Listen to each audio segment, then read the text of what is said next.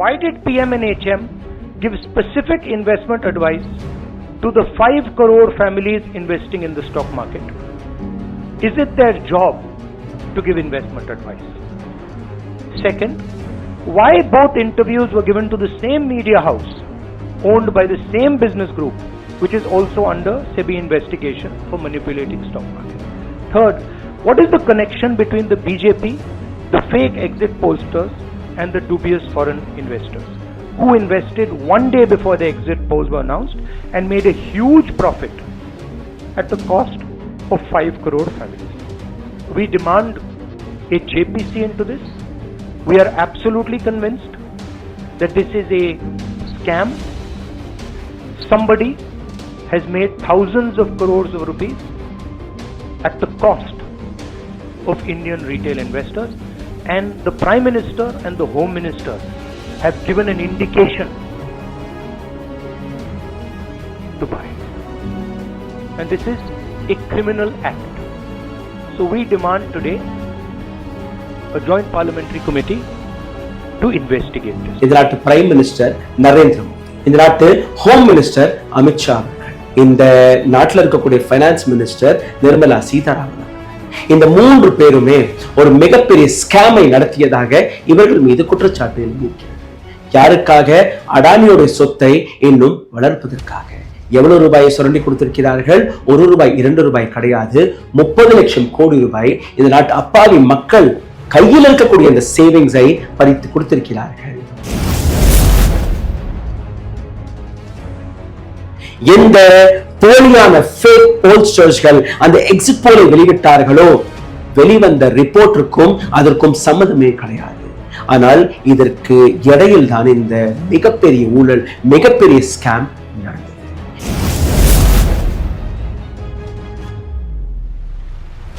எத்தனை ஊடகங்கள், எத்தனை கூதி மீடியா இதை பத்தி பேசினார்கள் என்று எனக்கு தெரியவில்லை. ஆனால் அவர்கள் இன்னைக்கும் உங்களுக்கு முன் எடுத்து காட்டக்கூடிய விஷயம் என்ன?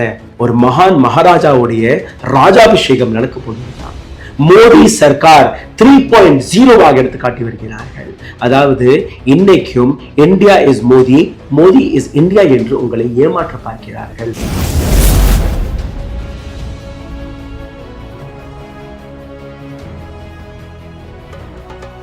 Kareem's Biryani Paradise at Liberty and Catering Services, கோடம்பாக்கத்தின் அறுசுவை அடையாளம்.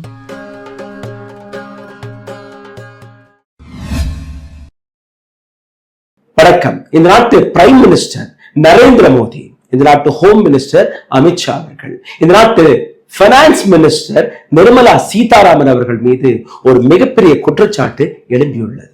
இவர்கள் ஒரு மிகப்பெரிய சதியை நடத்தியிருக்கிறார்கள், ஒரு மிகப்பெரிய ஊழலை நடத்தியிருக்கிறார்கள். இந்த ஊழல் ஒரே நாளில் நடந்திருக்கிறது. இந்த ஊழல் 1 ரூபாய் 2 ரூபாய் கிடையாது, 30 லட்சம் கோடி ரூபாய்க்கான ஊழலாக இருக்கிறது. இந்த பணம் யாரிடம் போனது என்று நீங்க பார்த்தீர்கள்னா, மெஜாரிட்டி அடானி கையில் போயிருக்கிறது. ஷேர் மார்க்கெட்டில் நடந்த ஒரு மிகப்பெரிய ஊழலாக இதை பார்க்கப்படுகிறது. ஆனால் இந்த ஊழலை பற்றி நீங்க கேட்டிருக்க முடியாது. காரணம், உங்களை சுத்தி விட்டார்கள், உங்களை ஏமாற்றி திசை திருப்பி வேடிக்கை பார்த்து கொண்டிருந்தார்கள். அதனால் உங்களுடைய கவனம் இந்த பக்கம் வந்திருக்காது. ஜூன் 1ஆம் தேதி எக்ஸிட் போல் வெளியானது. ஜூன் 4ஆம் தேதி லோக்சபா தேர்தலுக்கான முடிவுகள் வெளியானது. ஜூன் 1ஆம் தேதியிலிருந்து ஜூன் 4ஆம் தேதி வரை இந்த நாட்டு மக்களை குழப்பி விட்டு வேடிக்கை பார்த்த இந்த நாட்டு அரசாங்கம், அவர்கள் செய்த சதி, அடுத்த அரசாங்கம் யாருடைய அரசாங்கமாக இருக்கும் என்று எந்த போலியான ஃபேக் போல்ஸ்டர்ஸ்கள் அந்த எக்ஸிட் போலை வெளியிட்டார்களோ, வெளிவந்த ரிப்போர்ட்டுக்கும் அதற்கும் சம்மதமே கிடையாது. ஆனால் இதற்கு இடையில் தான் இந்த மிகப்பெரிய ஊழல், மிகப்பெரிய ஸ்கேம் நடந்தது. இந்த ஸ்கேமிற்கான ஆதாரங்கள் வெளியாகிவிட்டது. ஆனால் இன்னைக்கு அமைதியாக இருக்கக்கூடிய நபர்கள் யார் என்றால், இதே பிஜேபி சார்ந்த நபர்கள். இதே நாட்டு பிரைம் மினிஸ்டர், இதே நாட்டு ஹோம் மினிஸ்டர், இதே நாட்டு பைனான்ஸ் மினிஸ்டரை கைக்குள் போட்டு அவர்கள் வாயிலிருந்து இந்த சதியை, இந்த ஊழலை நடத்தியிருக்கிறார்கள், சக்சஸ்ஃபுல்லாக நடத்தியிருக்கிறார்கள். இந்த விஷயத்தை பற்றி 4 நாட்களுக்கு முன்பு நான் பேசியிருந்தேன். இதே விஷயத்தை பற்றி 3 நாட்களுக்கு முன்பு தமிழ்நாடு காங்கிரஸ் ஸ்டேட் பிரசிடென்ட் செல்வ பெருந்தகை அவர்களும் பேசியிருந்தார். நேற்று ராகுல் காந்தி ஒரு எமர்ஜென்சி பிரஸ் மீட்டை கூப்பிட்டு வைத்து இந்த விஷயத்தை பத்தின ஒரு டீடைல்டான இன்ஃபர்மேஷனை வெளிவிட்டிருந்தார். என்ன நடந்தது, இந்த ஸ்கேம் என்ன, அனைத்தையுமே நாம் பார்க்க போகிறோம். எத்தனை ஊடகங்கள், எத்தனை கோதி மீடியா இதை பற்றி பேசினார்கள் என்று எனக்கு தெரியவில்லை. ஆனால் அவர்கள் இன்னைக்கும் உங்களுக்கு முன் எடுத்து காட்டக்கூடிய விஷயம் என்ன, ஒரு மகான் மகாராஜாவுடைய ராஜாபிஷேகம் நடக்க போகிறதாம். மோடி சர்க்கார் 3.0 எடுத்து காட்டி வருகிறார்கள். அதாவது இன்னைக்கும் India is Modi, Modi is India என்று உங்களை ஏமாற்ற பார்க்கிறார்கள். இந்தியாவில் இருக்கக்கூடிய 145 கோடி மக்களுடைய முடிவை ஒரு தனிப்பட்ட நபர் எடுக்க முடியாது. இந்த நாடு ஜனநாயக நாடு, இந்த நாடு டிக்டேட்டர்ஷிப்பான நாடு கிடையாது, இந்த நாடு சர்வாதிகார நாடாக இருக்க முடியாது என்கிற விஷயத்தை இந்த நாட்டு கான்ஸ்டிடியூஷன் 75 ஆண்டுகளுக்கு முன்பே எழுதிவிட்டது. பாபா சாஹேப் அம்பேத்கர் கூறிய விஷயம், we the people of India, அதாவது இந்த நாட்டில் இருக்கக்கூடிய அனைத்து நபர்களுமே இந்த நாட்டு குடிமக்கள்கள். இந்த நாட்டில் இருக்கக்கூடிய பிரைம் மினிஸ்டர் இந்த நாட்டு ராஜாவாக இருக்க முடியாது, இந்த நாட்டு மக்கள் தான் ராஜா, இவர்கள் அனைவருமே சேவகர்கள் மட்டும்தான். ஆனால் இந்த விஷயத்தை இவர்கள் மறந்து விட்டார்கள். ஒரு குரோனாலஜியை நீங்க பார்க்க போறீர்கள்.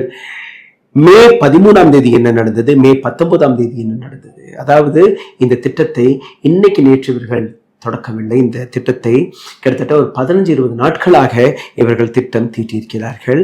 ஜூன் 6 மாலை ராகுல் காந்தி ஒரு பிரஸ் மீட்டை கூப்பிடுகிறார்.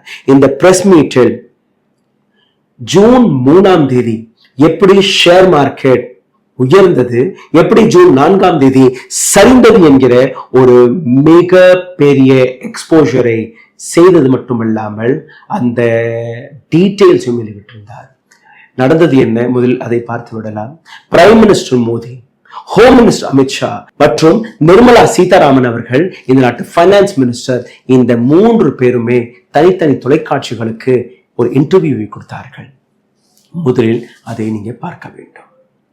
My last question, ma'am. The share market, like Prime Minister has said, that it's going to hit a record high on the 4th of June. But we've also seen how volatile the behavior has been in the last few weeks. There's been movement from bank deposit to the market. What is your advice on this? But in general, I think Indian stock market has had less volatility compared to the global markets. And the shift from, let's say, fixed deposit or post office saving to the retail investments, either through mutual funds or demat accounts directly, I think is a healthy trend, because people are now benefiting from the transparent ways in which companies, the listed companies, are disclosing their information. When they disclose the information, people do understand that well-governed companies are up there performing well and they can give good dividends. And as a result, even small investors, irrespective of the risk that the market poses, are coming in on the back of good information flow. It's a good trend. In fact, that has also served as a cushion when FPIs and FIIs flow out of India. There is no huge shock because these people are there to absorb the shock. It's a good healthy trend and it should continue.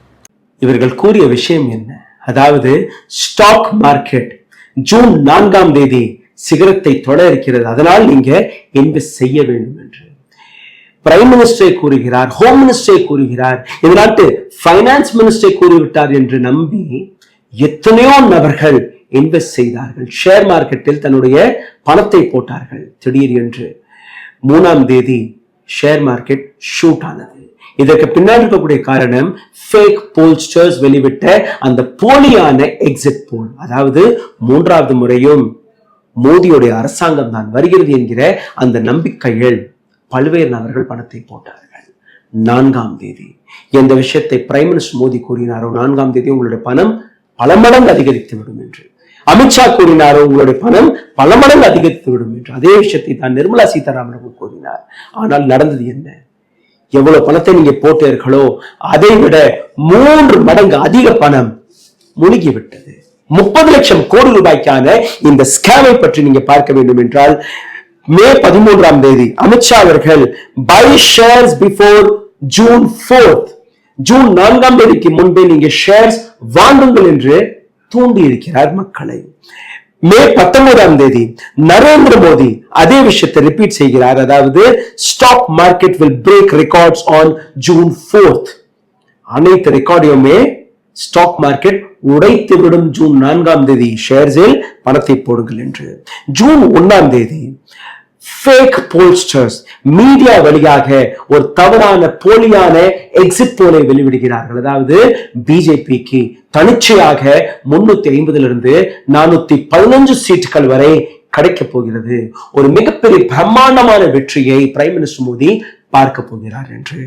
June 3 stock market ஒரு மிகப்பெரிய ரெக்கார்டை, ஒரு மிகப்பெரிய சிகரத்தை தொடுகிறது. June 4 அதே stock market ஒரு மிகப்பெரிய சரிவை பார்க்கிறது. நேரடியாக 30 லட்சம் கோடி ரூபாய்க்கான இந்த நஷ்டம். இந்த நஷ்டம் எந்த பக்கம் போனது, யார் பக்கம் போனது என்று நீங்க பார்த்தீர்கள்னா, இந்த 30 லட்சம் கோடி ரூபாய் எப்படி எந்த நபர் கையில் போனது என்று நீங்க பார்த்தீர்கள்னா, இந்த தொலைக்காட்சிகளுக்கு கொடுக்கப்பட்ட இன்டர்வியூவிலிருந்தே உங்களுக்கு தெரிய வரும். அந்த நபருடைய அடையாளத்தையும் நான் உங்களுக்கு எடுத்து காட்டப் போகிறேன். क्या वाकई में एग्जिट पोल हुआ था? உண்மையிலேயே எக்ஸிட் போல் நடந்ததா? ராகுல் காந்தியை கேட்ட இந்த கேள்வி. क्या वाकई में लोगों को फील्ड में भेजा गया था? உண்மையிலேயே இந்த எக்ஸிட் போலை நடத்திய நபர்கள் ஃபீல்டில் போய் இந்த எக்ஸிட் போலை எடுத்தார்களா? उनकी प्रक्रिया क्या थी? அந்த ப்ராசஸ் என்ன? எப்படி இந்த நம்பர் வந்தது? सवाल क्या है कि हम जानना चाहते हैं कि प्रधानमंत्री मोदी, गृह मंत्री अमित शाह और निर्मला सीतारामन जी इसमें शामिल थे या फिर नहीं थे? ராகுல் காந்தி கேட்ட கேள்வி, அமித்ஷா, மோடி மற்றும் நிர்மலா சீதாராமன் இல்லையா என்கிற இந்த கேள்வியை ஜாயிண்ட் பார்லிமெண்டரி கமிட்டி ஜேபிசி அமைத்து இதற்கான விசாரணை நடக்க வேண்டும் என்று நாங்கள் கூறியிருக்கிறோம். பார்லிமெண்ட் தொடங்கியவுடன் இந்த கேள்வி பிரதானமாக எழுப்பப்படும் என்று கூறியிருக்கிறார். இந்த முறை நீங்க பார்த்தீர்கள்னா, பிரைம் மினிஸ்டர் மோடி கூறியது 4 மடங்கு உங்களுடைய பணம் அதிகரித்து விடும் என்று. நிர்மலா சீதாராமனும் அதை கூறுகிறார், அமித்ஷாவும் அதை கூறுகிறார். இந்த அனைத்து விஷயத்தையும் நம்பி மக்கள் எந்த அளவில் ஏமாந்திருக்கிறார்கள் என்று நீங்க பார்த்தீர்கள்னா, இன்டெலிஜென்ஸ் ரிப்போர்ட் ஏற்கனவே அரசாங்கத்தின் கையில் இருந்தது, பிஜேபி கையில் இருந்தது. அந்த இன்டெலிஜென்ஸ் ரிப்போர்ட் படி நீங்க பார்க்கும்போது 200 220 சீட்டுகளை தாண்டாத பிஜேபி என்கிற அந்த விஷயம் அவர்கள் கையில் இருந்தது. ஆனால் அதையும் தாண்டி ஜூன் 3 என்ற அளவில் பணத்தை இன்ஃபியூஸ் செய்ய பார்த்தார்கள். அந்த கிராஃபை நேற்று ராகுல் காந்தி எடுத்து வைத்திருந்தார். இந்த கிராஃபை நான் உங்களுக்கு எடுத்து காட்டப் போகிறேன். அதற்கு முன்பு மே 28 மே 28, 29, 30, 31 வரை ஓரளவில் பணத்தை போட்ட நபர்கள் ஜூன் 1 திடீர் என்று கோடிக்கணக்கான ரூபாயை இன்ஃபியூஸ் செய்கிறார்கள் இந்தியன் ஷேர் மார்க்கெட்டில். அது மக்களுடைய பணம் மட்டும்தானா, அல்ல வெளிநாட்டிலிருந்து வந்த பணமா என்று அதுவும் ஒரு இன்வெஸ்டிகேஷனாக பார்க்க வேண்டும். சரி, ஜூன் 4 ஏற்பட்ட நஷ்டம் யாருக்கு? ரீட்டெயில் இன்வெஸ்டர்ஸ், அதாவது அப்பாவி மக்கள், கொஞ்சம் கொஞ்சமாக சின்ன சின்ன இன்வெஸ்ட்மெண்ட் செய்யக்கூடிய நபர்கள், அவர்களுடைய பணம் தான் இங்கே மூழ்கி இருக்கிறது. எதற்காக பிரைம் மினிஸ்டர் மோடி இந்த அட்வைஸை கொடுத்தார்? ஏன் பிரைம் மினிஸ்டர் மோடி நீங்க ஸ்டாக் மார்க்கெட்டில் இன்வெஸ்ட் செய்ய வேண்டும் என்று கூறியிருந்தார்? முதல் கேள்வி, 5 கோடிக்கும் மேற்பட்ட நபர்கள், இந்திய மக்கள் இந்த பணத்தை இழந்து நிற்கிறார்கள். இதில் மிகப்பெரிய எக்ஸ்போஷர். இந்த 3 இன்டர்வியூமே நீங்க பார்த்தீர்கள்னா, பிரைம் மினிஸ்டர் மோடி கொடுத்த இன்டர்வியூ, நிர்மலா சீதாராமன் அவர்கள் கொடுத்த இன்டர்வியூ, அமித்ஷா அவர்கள் கொடுத்த இன்டர்வியூ, 3மே அடானியோட சேனலுக்கு கொடுக்கப்பட்டது. அப்போ அடானி தான் இந்த ஒட்டுமொத்த ஸ்கேமிற்கான மாஸ்டர் மைண்டா என்று நீங்க பார்த்தீர்கள்னா, அது விசாரணையில் தான் வெளிவரும். எப்படி ஒரு கோஇன்சிடென்ஸ் வழியாகவா அடானியோட சேனலிலே உட்கார்ந்து கொண்டு இது போன்ற ஒரு விஷயத்தை 3 பேருமே எடுத்து வைக்கிறார்கள், அதுவும் ஒரே நேரத்தில். அவர்களை நம்பி எந்த அளவில் மக்கள் ஏமாற்றிருக்கிறார்கள் என்று நீங்க பார்த்தீர்கள்னா, செபி ஒரு இன்வெஸ்டிகேஷனை தொடங்கி இருக்கிறது. ஃபேக் எக்ஸிட் போல்ஸ்டர்ஸ் மற்றும் ஃபாரின் இன்வெஸ்டர்ஸ்கள், இவர்கள் மீதும் ஒரு விசாரணையை தொடங்கி இருக்கிறார்கள். இந்த ஒட்டுமொத்த விஷயத்தை இன்னொரு ஆங்கிளில் நீங்க பார்க்க வேண்டும். அதாவது பிரைம் மினிஸ்டர் மோடி எந்த அளவில் இந்த நாட்டு மக்களை இன்வெஸ்ட் செய்ய கூறினார் என்ற அந்த விஷயத்தை ராகுல் காந்தி பேசியிருக்கிறார். ராகுல் காந்தியுடைய இந்த வீடியோ ஆங்கிலத்தில் இருக்கிறது, ஹிந்தியிலும் இருக்கிறது. நீங்க இதை பார்க்க வேண்டும். Why did PM&HM give specific investment advice to the 5 crore families investing in the stock market? Is it their job to give investment advice? Second, why both interviews were given to the same media house owned by the same business group, which is also under SEBI investigation for manipulating stock market? Third, what is the connection between the BJP, the fake exit pollsters, and the dubious foreign investors who invested one day before the exit polls were announced and made a huge profit at the cost of 5 crore families? We demand a JPC into this. We are absolutely convinced that this is a scam. Somebody has made thousands of crores of rupees at the cost of Indian retail investors, and the Prime Minister and the Home Minister have given an indication to buy. And this is a criminal act. So we demand today a joint parliamentary committee to investigate this. ராகுல் காந்தி பேசியதை நான் ஏற்கனவே உங்களுக்கு கூறியிருந்தேன். அதைத்தான் நீங்க இந்த வீடியோவாக பார்த்தீர்கள். இதே வீடியோவுடைய இதே பிரஸ் மீட்டோட இன்னொரு பக்கத்தை நீங்க பார்க்க வேண்டும். ராகுல் காந்தி ஒரு சார்ட் எடுத்து காட்டுகிறார். அந்த சார்ட்ல நீங்க பார்த்தீர்கள்னா மே 29, 30, 31 ஒரு சாதாரணமாக அந்த ட்ரேடிங் நடந்து கொண்டிருந்தது. திடீர் என்று ஜூன் 1 எக்ஸிட் போல் வெளியே வந்த உடனே அந்த ரெட் லைட்டை நீங்க பார்த்தீர்கள், ரெட் லைனை நீங்க பார்த்தீர்கள்னா அப்படி இன்வெஸ்ட்மெண்ட் ஷூட் ஆகிறது. அதற்கு பின்பு நீங்க பார்த்தீர்கள்னா அந்த கிரீன் லைனை நீங்க பார்க்கிறீர்கள். இது டவுன்ஃபால், கீழே போன அந்த நம்பர் எவ்வளோ 30 லட்சம் கோடி ரூபாய் மக்களுக்கு இந்த நஷ்டம் ஏற்பட்டிருக்கிறது. இந்த இடத்தில் ஒரு சில கேள்விகள் வருகிறது.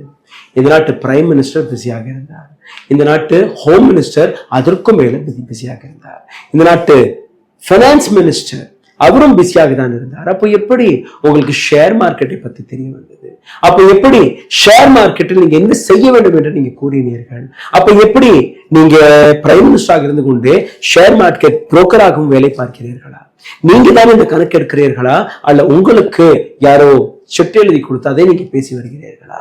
அப்படி அந்த இன்வெஸ்ட்மெண்ட்டை பற்றி உங்களுக்கு தெரிந்திருந்தால் நீங்க எவ்வளவு இன்வெஸ்ட்மெண்ட் செய்தீர்கள், உங்களுடைய நண்பர்கள் எவ்வளவு இன்வெஸ்ட் செய்தார்கள், அந்த இன்வெஸ்ட்மெண்ட்ல இருந்து அவர்களுக்கு எவ்வளவு பணம் போனது என்கிற இந்த கேள்வி மிகப்பெரிய கேள்வியாக இருக்கிறது. ஆனால் இந்த கேள்விகளை கோதி மீடியா கேட்காது.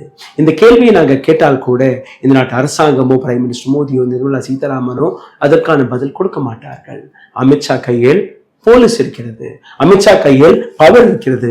இது போன்ற கேள்விகளை கேட்கக்கூடிய நபர்கள் மீது அவர் வழக்கும் போட வைப்பார். ஆனால் இந்த கேள்வி இந்த நாட்டு மக்களுக்கான கேள்வி. இந்த கேள்வி இந்த நாட்டு மக்கள் ஏமாண்டு இருக்கக்கூடிய அந்த 30 லட்சம் கோடி ரூபாய்க்கான கேள்வி. இந்த நாட்டில் நடந்த ஒரு மிகப்பெரிய ஊழலுக்கான கேள்வி. இந்த வீடியோவை தயவு செய்து பகிருங்கள். இந்த சேனலில் உங்களுக்கு கிடைக்கக்கூடிய தகவல் இன்ட்ரெஸ்டிங்காக இருந்தால், இன்ஃபர்மேட்டிவாக இருந்தால் கீழே கமெண்ட் பாக்ஸில் உங்களுடைய கருத்துக்களை எழுதி விடுங்கள். எங்கள் சேனலை சப்போர்ட் செய்ய நினைக்கக்கூடிய நபர்கள், இந்த சேனலுக்கு உதவக்கூடிய நபர்கள் கீழே எழுதியிருக்கக்கூடிய UPIDயில் உங்களுடைய ஆதரவையும் தெரிவிக்கலாம். நன்றி, வணக்கம். ஊடகம் கார்ப்பரேட் அரசியல்வாதிகளின் கைப்பாவையாக அடிமைகளாக இருந்தது போதும். இனி சாட்டை எடுத்து சுழற்றும் நேரம் வந்துவிட்டது. ஊடகம் பொதுமக்களாகிய உங்களுக்காக, உங்களாலேயே இயக்கப்பட வேண்டும். ஊடக சுதந்திரத்திற்காக உங்களின் பங்களிப்பை இன்றே அளித்திடுங்கள்.